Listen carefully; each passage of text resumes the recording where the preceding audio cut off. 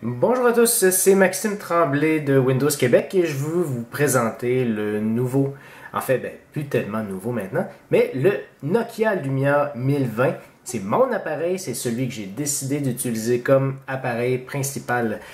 L'appareil reprend le design du reste de la ligne des Lumia, donc avec tous les boutons sur le côté, un fini en polycarbonate mat, cette fois donc au lieu du fini brillant comme sur le Lumia 920. On a un fini mat, donc vraiment plus agréable au toucher et qui ne laisse pas de traces de doigts aussi.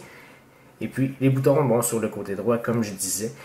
Vous avez sûrement remarqué cette grosse excroissance qu'on a à l'arrière, c'est que le Lumia 1020, ce qui le distingue le plus, c'est un appareil de 41 mégapixels.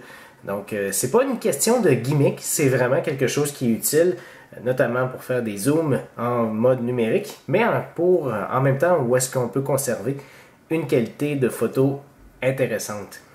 Du côté du système d'exploitation, on a évidemment Windows Phone 8, GDR3 dans mon cas, donc je l'ai mis à jour avec un compte de développeur, ce qui fait que, par exemple, je peux fermer des applications comme vous voyez ici, de manière beaucoup plus simple, et une foule de nouvelles petites fonctionnalités. On reviendra sur le dossier un peu plus tard.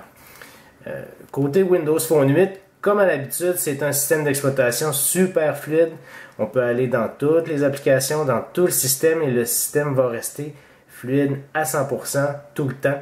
J'ai quelques personnes qui m'ont dit qu'il y avait des problèmes avec leur appareil. Je souhaite que c'est un problème avec une application en particulier, mais sinon, probablement que la mise à jour vers GDR3, qui devrait être disponible au mois de janvier, selon ce que TELUS nous ont dit. Bon, probablement que cette mise à jour-là devrait régler leurs petits soucis. Moi, de mon côté, ce qui fait que j'apprécie grandement le Lumia 1020, c'est évidemment son appareil photo. On peut le lancer très rapidement avec le bouton ici. Par contre, le problème justement de l'appareil photo du Lumia, c'est qu'il est un peu long à lancer lorsque on appuie sur le bouton. On peut voir que l'appareil met un certain temps à se lancer et lorsqu'on prend une photo, il va prendre un certain temps aussi à enregistrer la photo. Donc, certaines personnes, ça les dérange parce que ça pourrait compromettre le fait d'attraper un moment rapidement. Mais en même temps, de mon côté, ce que je dis, c'est que vous pouvez peut-être prendre 10 photos plus rapidement avec un autre appareil mobile. Mais si les 10 photos sont moins bonnes qu'une seule prise avec celui-là ici, donc il va falloir faire un choix, évidemment, tout simplement.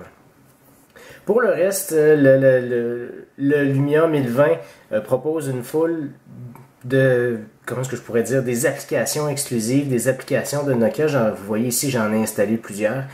Ça fait partie des avantages de choisir un appareil Nokia lorsqu'on va vers Windows Phone.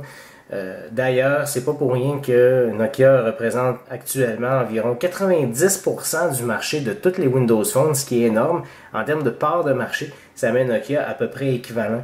En fait, même supérieur en part de marché aux États-Unis à un constructeur comme HTC qui priorise Android, évidemment, comme appareil. Donc, c'est pas rien. C'est assez impressionnant quand même. Du côté de la caméra, ce qu'on apprécie beaucoup aussi, c'est que c'est un logiciel qui permet une foule d'optimisation. Donc, évidemment, on a tous des raccourcis en haut ici.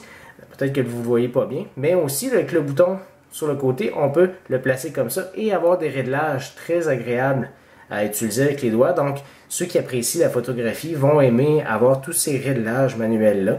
Et il y a un mode intelligent ici où est-ce qu'on peut paramétrer. Donc, le téléphone va prendre une foule de photos très très rapidement et ensuite vous proposer plusieurs scénarios différents. Exemple, où est-ce qu'on pourrait avoir une photo en mouvance ou quelque chose comme ça. Donc, il y a une foule de possibilités avec ça. Et en fait, le mode vidéo, bon, évidemment, avec le mode vidéo, c'est un mode vidéo. On peut prendre des films en 1080p, 30 images secondes sans aucun problème. Par ailleurs, c'est Stéphane Vaillancourt qui me fait remarquer que si vous aimez prendre des vidéos durant des soirées où est-ce que vous êtes dans un spectacle, par exemple un spectacle extérieur, l'un des problèmes, c'est que souvent le son est sursaturé pour le micro et on n'entend rien. Mais il y a un système intelligent de micro pour capturer le son dans le Lumia 1020, qui fait que le son est toujours très agréable à écouter, donc avec les vidéos, c'est assez impressionnant. Pour avoir plus de détails sur le Lumia 1020, je vous conseille de lire simplement le billet à ce sujet sur windowsquebec.com.